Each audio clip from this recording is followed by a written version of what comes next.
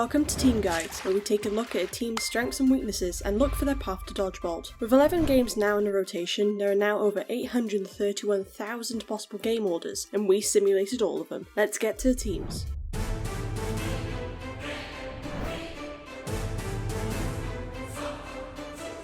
Crimson Krakens. The Crimson Krakens have returned. This is one of the most iconic MCC teams, having teamed 3 times prior in MCC 4, 5 and 7. Despite being told that this team-up would never be allowed to happen again, on the 2-year anniversary of their first time teaming, that has been proven wrong.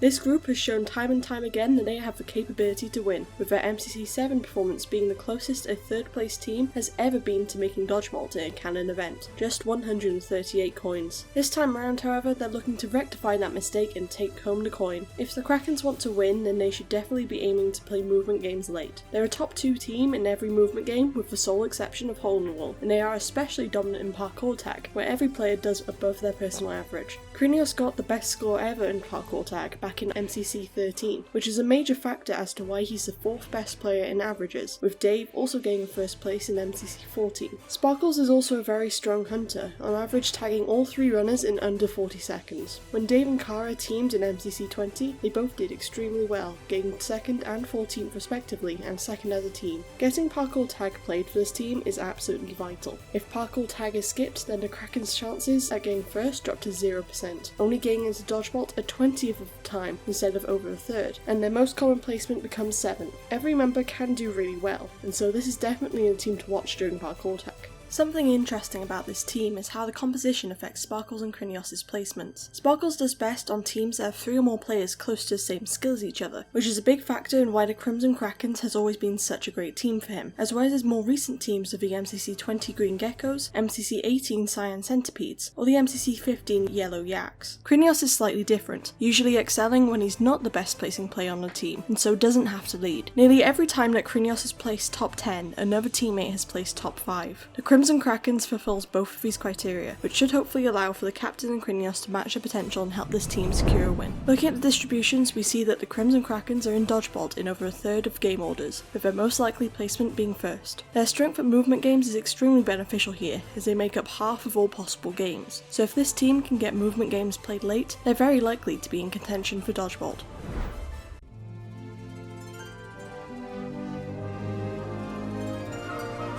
The Orange OCElots. Illumina continues his streak of playing on different colours every event, this time being on the Orange OCElots, being part of a long-awaited duo of Illumina. Illumina is looking for vengeance after his 3 Dodgeball losses in a row, and who better to help him achieve that goal than 3 times winner Philza Minecraft, and a player with the highest dodge rate in the event, Shelby. While a lot of this team's hype comes from the Illumina duo, the other 2 members are both scary in their own right. While Elena might not have had the best MCC 20, it's important to remember that it was only her first event. She's already shown a passion for VOD reviewing, and that can be extremely helpful for improvement, so it's safe to say that we don't know her full potential. Shelby has also been one to practice, and has had some strong performances in Season 2, such as with the MCC 17 Yellow Yaks. The Orange OCElots have the least amount of games that they are below average at out of any team in the event, with those being only survival games, Sky Battle, and parkour tag. Unfortunately, they also don't have a single game that they absolutely excel at. The closest to that is Hole in the Wall, where Phil has shown incredible skill, with it being his best game other than Rocket Spleef. He's only dropped out of the top 20 once since MCC 2, and has gotten 2 first place finishes and multiple top 10s. He's the 3rd best in the event, and Illumina isn't far behind either, coming in 7th. Shelby does above her personal average here, although Elena has never played Hole in the Wall. This is unfortunate because it's a game where newcomers commonly struggle. With some Hole in the Wall experts on her team this time, however, she's definitely got a better shot at doing well than most. At first look, this team seems to be rather unpredictable. Philza has had placements ranging from 6th to 38th in just Season 2. Shelby's teams either come top 3 or bottom 4, rarely getting middle of the pack, and Elena is still a recent addition who could surprise everybody with a great performance. While this team is certainly still more unpredictable than most, there's also a lot of stability as well. Illumina is one of the most consistent players in the event, never dropping from the top 5 except for his debut, and being one of the 3 people to get back-to-back first places. While Philza might have the record for biggest range in placements, it's important to note that when teamed with an extremely strong player such as Technoblade, Sapnap or now Illumina, he barely ever leaves the top 10. In addition, Rush is in the roster now, so it's likely that we could see performances similar to his Season 1 again. If we look at the distributions, we can see that Orange gets into Dodgeball around 15% of the time, although their likely placements can range anywhere from Dodgeball to 8th. They need to make sure that one game is played very early, preferably not at all though. If Sky Battle is played in MCC 21 at all, their Dodgeball chances plummet to just under 2%, as the Orange OCElots at Sky Battle is the 3rd worst average score for any team in any game. Luckily for them, Sky Battle is one of the more commonly skipped games, not being played 25% of the time it's available. If that happens, then Orange are in Dodgeball in over half of the remaining game orders, so they're definitely in with a chance to win.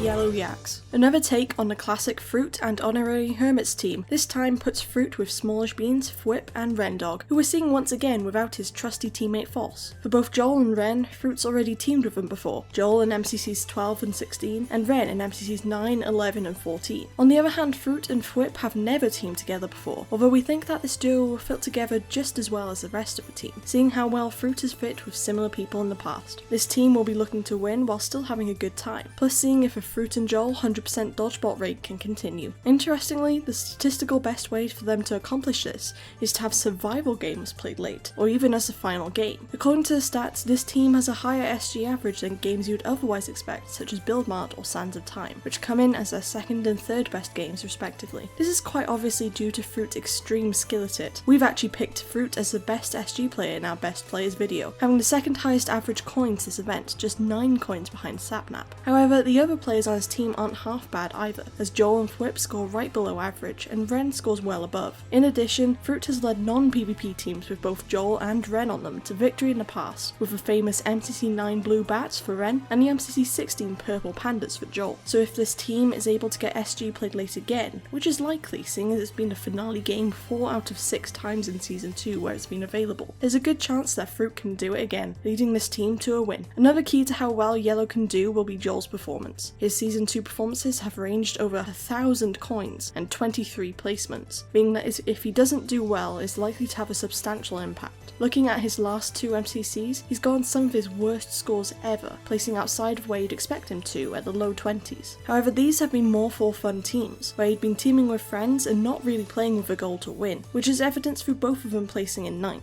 Going past those and looking at his other 2 Season 2 MCCs, the teams he was on for those are much more comparable to his current team. In MCC 16, he managed to come 6th place with almost 2,800 coins. So if Joel can replicate these previous performances, which should be much easier to do now that he's on a more competitive team, Yellow will be well set to do extremely well this MCC. This is shown in their distributions, as Yellow has an about 19% chance to get into Dodgeball. Their most likely placement is sadly 3rd, although anywhere from 2nd to 5th is about equal in chance. And while technically their placement range spans from 1st all the way to 9th because of the insane team balancing this MCC, the numbers near the bottom get astronomically small, so it's still fairly likely that this team will do well, getting into the top half and even Dodgeball. This is a reminder that this video will only cover the first 5 teams. The second video will be out tomorrow, so make sure to subscribe so you can catch that as well as all the other cool content that we make.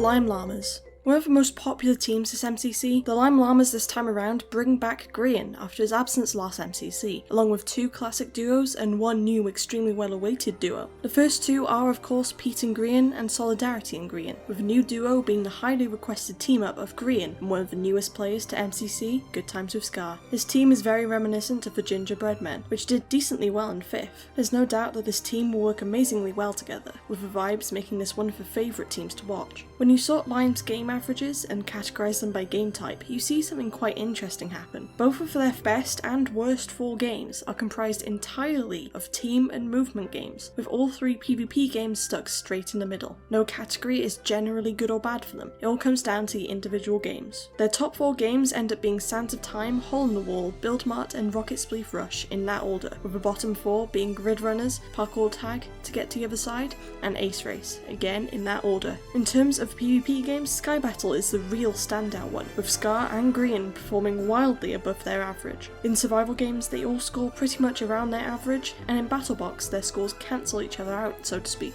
What all this means is that come the day of the event, knowing their strengths and weaknesses is very important to get their best game order and score. While Scar is no longer the new player he was last MCC, he can still be a very important part of the team. Unfortunately, Hole in the Wall, SG and Battle Box, the 3 games Scar hasn't played, can at times be challenging for newcomers to know what to do, especially with how strategy based the 2 PvP games are. It'll be up to Scar to practice and look at past VODs of those games, as well as doing that for the other games he's already played if he wants to improve. However, it'll be just as much up to the other 3 members of Lime to provide strong leadership and assistance to Scar if necessary, as leadership can end up making or breaking a team's performance. We also certainly haven't seen Scar's full potential yet, so who knows how far he and the rest of his team can go this MCC. A credit to Scott's Major's balancing, Lime's distribution show they have the potential to get any placement this MCC, also showing how crucial the game order can be for this team. And even though their dodgeball chance is only about 6%, with their most common placement being 8th,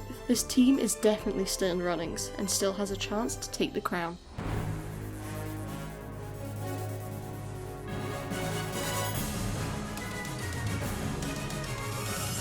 Green Geckos. For the final team of part 1, we have the crowd favourite Green Geckos. Green is led by Dream and Tommy, the lethal 1-2 punch known as the disc duo. Both of these players are fantastic at movement and PvP, and both have very high pop-off potential. Joining them is Michu, who is still on the hunt for his first Dodgebolt. The last time Nikki and Tommy teamed up, they narrowly missed out on Dodgebolt, and both had great performances, so this MCC they will be gunning for redemption. Rounding out this team is the criminally underrated Sylvie. Sylvie has shown immense improvement in Season 2. It might just be the missing piece to make this team a Dodgeball contender. One game this team definitely wants to play is Sky Battle, and it isn't hard to see why. Dream has the 3rd highest Sky Battle average in the event, and Tommy is only 2 coins away from the 4th highest. There is no other duo of players teamed in the event with averages in top 10, let alone top 5. This is one of the best Sky Battle duos we've ever seen, and could definitely get some very high kill rounds. The caveat is that this game doesn't play to Sylvie or Michu's strengths. Nikki does a bit below average, but Sky Battle is actually Sylvie's worst game. Still, Dream and Tommy's scores are high enough to make this team one to watch if Sky Battle gets played. One area this team struggles in are movement games. This team averages last in Ace Race, Hole in the Wall and Rocket Spleef. In fact, if any of those games are played last, Green's odds of placing 10th increase by almost 20%. Everyone on this team performs below their average in all of those games, with a notable exception of Dream and Tommy in Ace Race. These games should be skipped if they're in the rotation, but hopefully they'll not be in the event at all. The player to watch on this team is Sylvie. Sylvie is playing in her first canon event since her first victory in MCC 18 and is looking to join the back-to-back winners club. In Season 1 and the first half of Season 2, Sylvie had some pretty good events, usually placing around 30th. However, something changed in MCC 16, and since then Sylvie has become a force to be reckoned with. Prior to MCC 16, Sylvie had never placed in the top 20, but in the 3 events from MCC 16 onwards, she has never left the top 20. Her already solid team games averages become really good, and her PvP skills have increased tremendously. Sylvie still struggles in movement-based games like Ace Race, but if she can keep up her streak of top 20 finishes, this team's Dodgeball chances increase dramatically. The distribution for this team is not very encouraging. They are the only team that statistically cannot reach Dodgeball, and their highest placement is 6th. However, this team is definitely stronger than the numbers might imply. Sylvie's improvement, Nikki and Tommy's chemistry, and Tommy and Dream's pop-off potential all make for a team primed to defy the odds. And if anyone can lead a team to do that, it is Dream. This team may not be Dodgeball favourites, but they have all the tools to pull off an upset and give Dream his 5th win.